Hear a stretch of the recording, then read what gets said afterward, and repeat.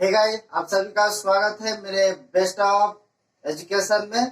फिर से हम एक बार फिजिक्स में क्लास 10th की टॉपिक लेकर आए हैं। आज का टॉपिक है हमारा प्रकाश का प्रवर्तन। हम पहले भी बता चुके हैं कि प्रकाश क्या होता है, तो हम आज फिर भी जान सकते हैं कि प्रकाश क्या होता है और फिर से हम जानेंगे प्रकाश का प्रवर्तन क्या होता है। तो पहले हम जानते हैं कि प्रकाश क्या होता है, पहले देख चुके हैं, लेकिन फिर से एक बार और देख ले तो और आसानी हो जाएगा हमको इस टॉपिक को समझने में। तो सबसे पहले हम जानते हैं कि प्रकाश क्या है। प्रकाश वह बाह्य भौतिक कारण है जिसके माध्यम से किसी भी कोने में रखी हुई चीज को हम आसानी से ढूंढने में हमको मदद मिलती है। जैसे कि मान लीजिए कि अंधेरा है, हम उस अंधेरे में कोई वस्तु ढूंढने निकले, हमको तो बिना प्रकाश की वो वस्तु दिखेगा नहीं, इसलिए हमको किसी भी चीज को ढूंढने के लिए हमें प्रकाश की जरूरत पड़ती है। इसलिए हम प्रकाश को भली भांति से समझना हमारे लिए बहुत आवश्यक होता है। तो आज हम देखेंगे प्रकाश का प्रवर्तन क्या होता है। तो सबसे पहले प्रकाश का प्रवर्तन, प्रवर्तन का मतलब होता है, हम पहले भी बताए हैं कि प्रवर्तन का मतलब होता है मुड़ना। तो प्रवर्तन का मतलब क्या होता है? मुड़ना। कि कभी भी प्रकाश जब किसी सतह पर पड़कर वो वापस मुड़ जाता है तो उसको हम प्रकाश का प्रवर्तन कहते हैं। जैसे मान लीजिए कि ये हमारे पास एक दर्पण, ये रहा दर्पण, जब ये प्रकाश यहाँ टकराएगा तो ये उसी माध्यम में वापस मुड़ेगा, यानी ये हमारा प्रकाश यहाँ टकरा के फिर उसी माध्यम में प्रकाश चला गया, तो ये हमारा क्या हुआ कि यहाँ पे मुड़ रहा है, यहाँ पे मुड़ रहा है, तो ये हमारा प्रकाश का प्रवर्तन हो गया। तो अब हम मान लीजिए कि यहाँ पर या ये बात याद रखिएगा कि इसके बीच एक अगर लंब खींच दे या लंब डाल दे तो ये हमारा कोण आई बनता है और ये कोण आर बनता है। तो याद रहे कि जितना प्रकाश किसी समतल दर्पण पर टकराएगा उतना ही उसी माध्यम में मुड़ेगा। मान लीजिए कि ये 45 डिग्री का है तो ये भी 45 डिग्री का होगा, ये 60 डिग्री का मुड़ रहा है तो ये भी 60 डिग्री का मुड़ेगा। अगर ये 45 से अगर मान लीजिए कि 50 डिग्री पर आ गया तो ये भी 50 डिग्री में ही मुड़ेगा। जितना हमारा प्रकाश का प्रवर्तन आएगा उतना ही वो मुड़ेगा। तो हम टॉपिक को शुरू करते हैं प्रकाश का प्रवर्तन। सबसे पहले इसका परिभाषा देखते, चलिए परिभाषा देखते हैं कि जब प्रकाश किसी समतल दर्पण, किसी समतल दर्पण पर पड़कर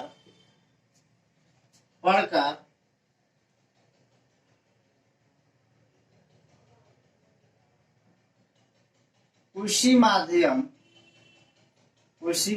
में वापस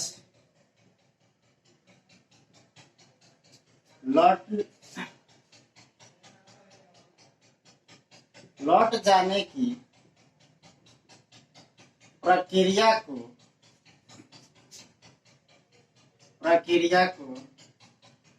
प्रकाश का प्रवर्तन कहते हैं।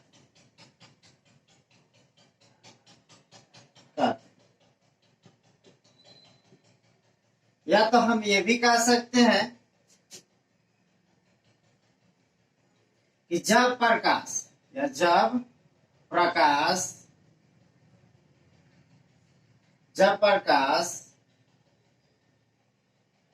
किसी समतल दर्पण पर पड़कर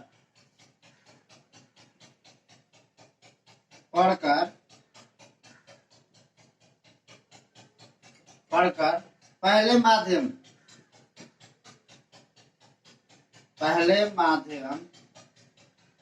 माध्यम में ही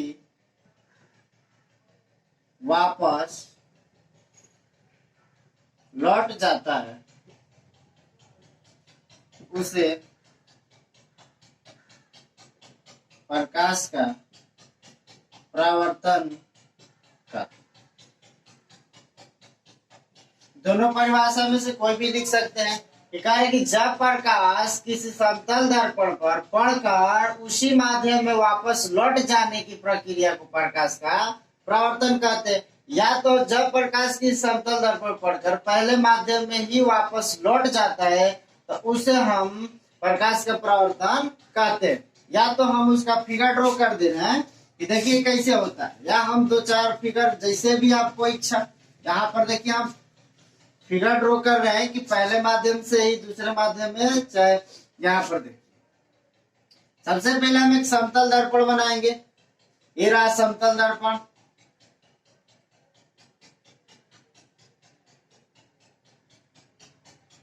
समतल दर्पण हम बना रहे हैं, इसका नाम दे देते हैं एम, यहाँ पे एम डैश। अब यहाँ पर हम एक प्रकाश की किरण लेते हैं, प्रकाश की किरण लेते हैं और यहां से टकरा गए। ये रहा, आ रहा है किरण और ये किरण जा रहा है। हम इस पे एक लंब डाल दे रहे हैं, लंब डालेंगे तो ये जो किरण आ रही है इसको हम बोलते हैं आपतित किरण, आपतित किरण बोलते हैं।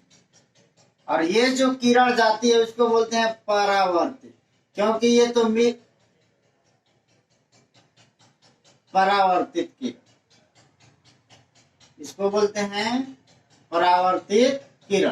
क्योंकि ये किरण तो आ रही, तो आने वाले किरण को हम आपतित किरण कहते हैं, और टकरा कर जो जाता है उसको हम कहते हैं परावर्तित किरण कहते हैं। और जो बीच में हमको ये लंब डाला गया इसको हम बोलते हैं अभिलंब, अभिलंब बोलते हैं, इसको अभिलंब बोलते हैं। और ये जो किरण आ रहा है इसके बीच जो कोण बनता है इसका कोण का नाम होता है आई, और जाने वाले कोण का नाम होता है आर। इसका नाम हो गया आपतन कोण, इसका नाम होता है परावर्तन, परावर्तन कोण। ये रहा हमारा ओ, इसका नाम दे रहे हैं आपतन बिंदु। जहां पर प्रकाश टकराता है उसका नाम हो जाता है आपतन बिंदु, इसका नाम हो गया ए, इसका नाम देते हैं बी, और ये ओ हो गया, और ये हो गया एम और एम डैश।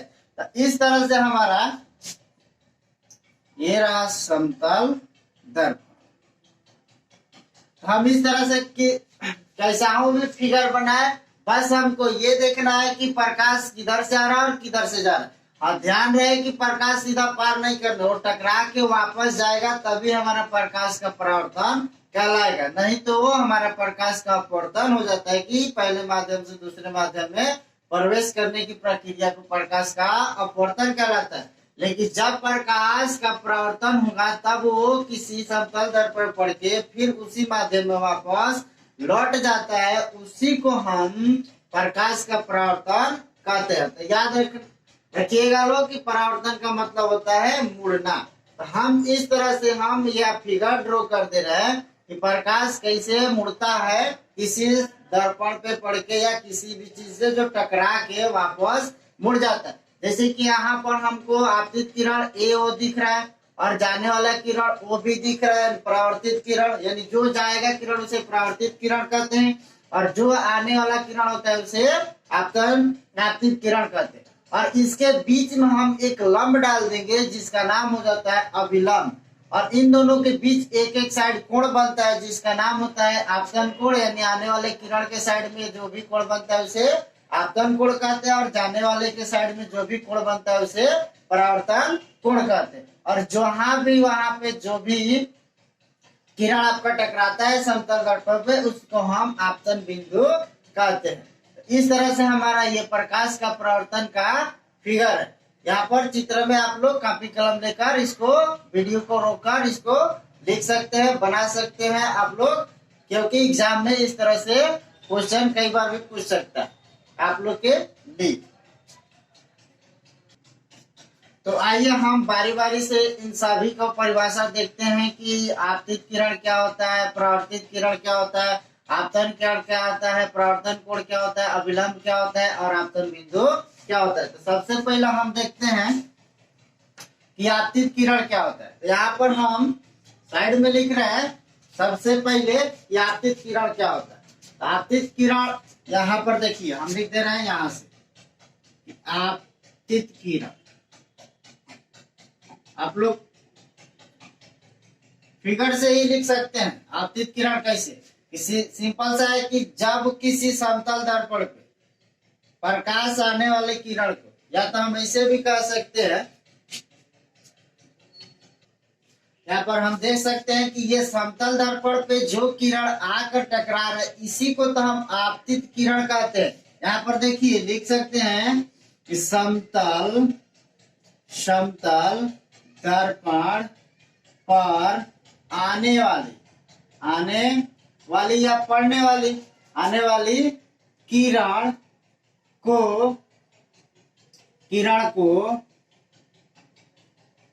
आपतित किरण कहते हैं। आपतित किरण कहते हैं। देखिए तो हमारा किरण क्या है कि ये हमारा एक समतल दर्पण है जिसपे ये किरण आ रहा है। तो इस किरण को हम क्या कह सकते हैं, जैसे कि ये किरण हमारे समतल दर्पण पे आ रहा है तो इस किरण को हम क्या कहते हैं? आपतित किरण कहते हैं। तो वही कह रहे परिभाषा कि समतल दर्पण पर आने वाली किरण को आपतित किरण कहते हैं। चित्र में हम लिख सकते हैं, चित्र में दिखा सकते हैं कि एओ आपतित किरण है। आपतित किरण है। यहाँ पर हम चित्र में दिखा सकते हैं कि हमारा ये समतल दर्पण पे एओ आपतित किरण है, क्योंकि ये किरण तो आ रहा है। अब हमारा दूसरा परिभाषा आ गया, फिर हमारा की जाने वाला किरण ले लेते हैं। सबसे पहले परावर्तित किरण। देखिए कि हम जब किरण समतल दर्पण से जाने, हम इसे कह सकते हैं कि समतल दर्पण पे पड़ के जो किरण वापस जाती है उसी को हम क्या कह सकते हैं? परावर्तित किरण। हम लिख सकते हैं कि समतल दर्पण से टकराकर जाने वाली किरण को लिख सकते हैं कि समतल दर्पण से टकराकर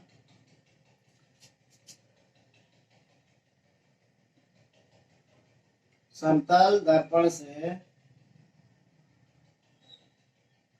टकराकर वापस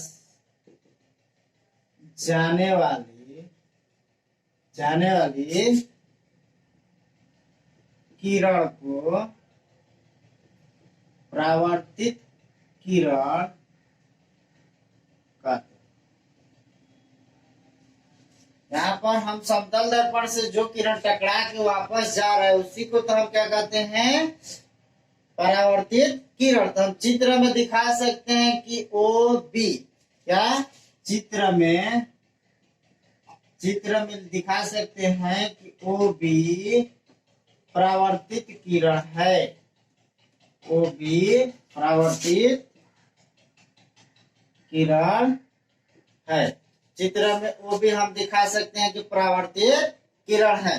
तो उसी तरह से हम अगला देखते हैं। ये लोग आप लोग वीडियो को रोककर लिख सकते हैं, फिर आगे हम देखते हैं। ठीक है, फिर से एक बार हम बता रहे हैं इसको।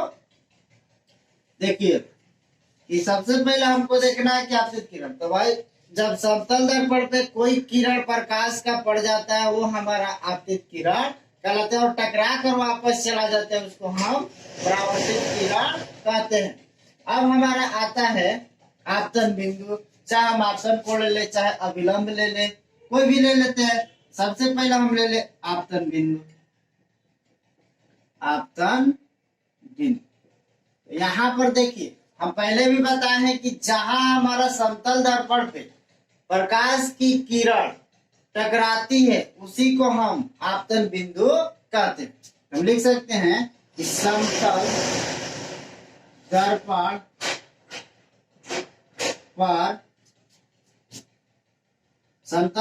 पे जहां प्रकाश की किरण प्रकाश की किरण लिख सकते हैं, मिलती है या टकराती है, मिलती है वह आपतन बिंदु कहलाता है, बिंदु कहलाता है। ये भी लिख सकते हैं मिलती है चाहे टकराती है, यानी कह रहे कि प्रकाश की किरण जब समतल दर्पण पे जहां मिलती है वह हमारा क्या कहलाता है, आपतन बिंदु कहलाता है। तो हम चित्र में दिखा सकते हैं, चित्र में वो आपतन बिंदु है, वो आपतन बिंदु है। हम चित्र में दिखा सकते हैं कि वो हमारा क्या है, आपतन बिंदु है। तो अब हम उसी तरह से अगला देख सकते हैं। आप लोग वीडियो को रोक कर लिखते रहिए बीच बीच में। चलिए अब देखते हैं अभिलंब। चलिए अभिलंब, अभिलंब क्या है, चलिए तो हम अभिलंब देख रहे हैं कि आपतित किरण और परावर्तित किरण के बीच खींचा गया लंब को हम अभिलंब कहते हैं। चाहे हम ये भी कह सकते हैं कि समतल दर्पण पे खींचा गया लंब या डाला गया लंब को हम लोग अभिलंब कहते हैं। सिंपल सा उपाय है कि हम इस दोनों के बीच में डाला गया लंब है तो हम इसी को ले लेते हैं, कोई दिक्कत ना, दोनों में से कोई आप लोग परिभाषा को लेकर लिख सकते हैं। देखिए यहाँ पर हम लिख सकते हैं कि आपतित किरण और परावर्तित किरण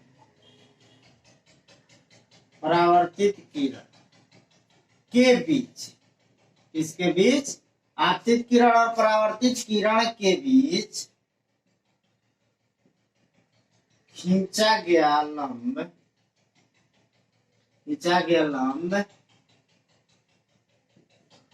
अभिलंब कहलाता है, अभिलंब कहलाता है। याद रहे कि हम देखिए कह रहे हैं कि इन दोनों के बीच में जो भी हमारा खींचा गया लंब है उसी को हम अभिलंब कहते हैं। यहाँ पे हम इसका नाम दे सकते हैं ON। हम देख सकते हैं कि हमारा चित्र में हमारा दिख रहा है ON हमारा अभिलंब है। तो हम चित्र में ON या NO कुछ भी लिख सकते हैं, अभिलंब है। तो चित्र में इस तरह से हम दिखा सकते हैं कि चित्र में ON या NO अभिलंब है, क्योंकि यहाँ यही तो हमारा समतल दर्पण पे लंब डाला गया या दोनों के बीच में लंब डाला गया। इसी को हम क्या कह सकते हैं कि ये हमारा आपतित किरण और परावर्तित किरण के बीच खींचा गया लंब को अभिलंब कहते हैं। चलिए अगला देखते हैं टॉपिक। चलिए अब अगला हम देखते हैं कि कोण की बारी आ रही है। तो कोण देखते हैं कि सबसे पहले आपतन कोण को लेते हैं। तो आपतन कोण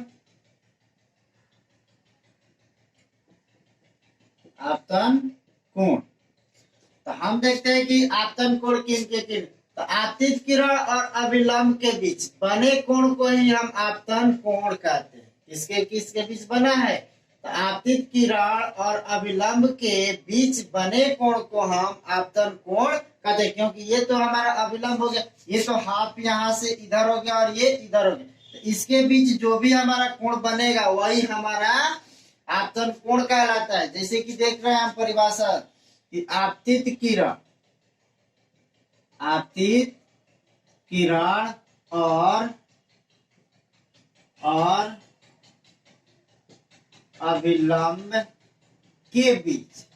अभिलंब के बीच बने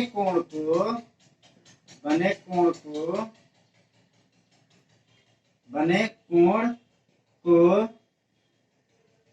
आपतन कोण कहते हैं। हाँ, याद रखिएगा लोग कि आपतित किरण और अभिलंब के बीच जो कोण बनता है वही हमारा आपतन कोण कहलाता है। तो चित्र में हम दिखा सकते हैं, या तो हम इसको आई से सूचित करते हैं, इससे इसे कोण आई से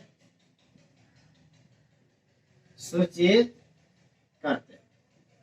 यहाँ पर दिखा सकते हैं। अब लिख सकते हैं कि चित्र में ए ओ एन यानी कोण ए ओ एन इक्वल कोण आई है। यहाँ पर हम दिखा सकते हैं चित्र में ए ओ एन यानी यहाँ पर कोण नहीं बना सकते यानी ए ओ एन बराबर कोण आई है। यहाँ पर हम कह सकते हैं कि इन दोनों ए और ओ और एन के बीच जो भी हमारा कोण बन रहा है उसको हम आपतन कोण कहते हैं और इस आपतन कोण का नाम है आई। तो हम यहाँ पे ए ओ एन बराबर आई दिखा दिए हैं। तब अगला देखते हैं कि परावर्तन कोण। ठीक उसी तरह का अपोजिट है परावर्तन कोण। यहाँ पर हम दे सकते हैं कि अभिलंब और परावर्तित किरण के बीच बने कोण को परावर्तन कोण कहते हैं। यहाँ पर देख सकते हैं, लिख सकते हैं कि अभिलंब और परावर्तित किरण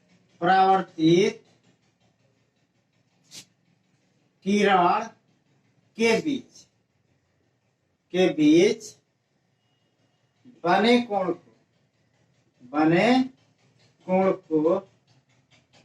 बने कोण को परावर्तन कोण कहते हैं। यहाँ पर हम दिखा सकते हैं इसे, तो हम कह सकते हैं कि इसे कोण आर द्वारा सूचित किया जाता है। तो हम चित्र में दिखा सकते हैं इसको भी। चित्र में ले सकते हैं एन ओ बी, यहाँ पे ले सकते हैं एन ओ बी इक्वल कोण आर है। यहाँ पर हम दिखा सकते हैं कि चित्र एन ओ बी बराबर कोण आर है, क्योंकि यहाँ पर देखिए यहाँ से लेकर हम यहाँ तक ये हमारा परावर्तित किरण है और इन दोनों के बीच में जो भी कोण बन रहा है हम उसको परावर्तन कोण कहते हैं, जिसको हम आर द्वारा सूचित करते हैं। तो यहाँ पर हम इस तरह से प्रकाश के परावर्तन को जान सके हैं।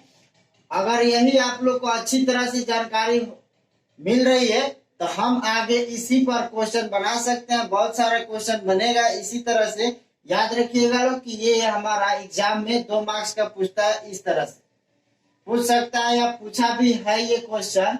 ये फिगर ड्रॉ करेंगे तो आपको 2 नंबर का मिलता है, केवल ये फिगर पे ही मिलता है। यहाँ पर आपतित किरण और परावर्तित किरण यानी जब प्रकाश का परावर्तन का नामांकित चित्र कहेगा तो ये हमारा फिगर ऐसा भी बना, तो कैसा भी बनाइए, ऐसा भी बना सकते हैं, ऐसा भी बना सकते हैं, या तो कह सकते हैं कि ऐसे भी बना सकते हैं, या तो हम हर तरह के जिस तरह से भी बनाए। याद रखिएगा लोग कि एरो का चिन्ह जिधर से आ रहा है वो प्रकाश के नीचे तरफ और जिधर से जा रहा है वो इधर बाहर की तरफ निकलना चाहिए। यही हमारा प्रकाश का परावर्तन कहलाता है। जैसे कि हमने अभी देखा फिगर से सब परिभाषा को देखते हुए हम इसको सीखे हैं आसानी से। इस तरह से हम और भी वीडियो आप लोग को देते रहेंगे, इसलिए जितना भी हो सके इसको जल्दी से जल्दी आप लोग कॉपी कलम निकालिए और इसको जल्दी से जल्दी लिखिए और पढ़ते रहिए घर पे। हमारा यही आपसे रिक्वेस्ट है। तो ये वीडियो आप लोग को अच्छी लगी है तो ज्यादा से ज्यादा लाइक करें और शेयर करें और सब्सक्राइब करना ना भूलें और अपने दोस्तों को भी सब्सक्राइब करवाएं और शेयर करें। Thank you. देखिए अगर टिपाई तो देखिए क्लियर आ रहा वो बोलेंगे राजी ना ही हमारा बनला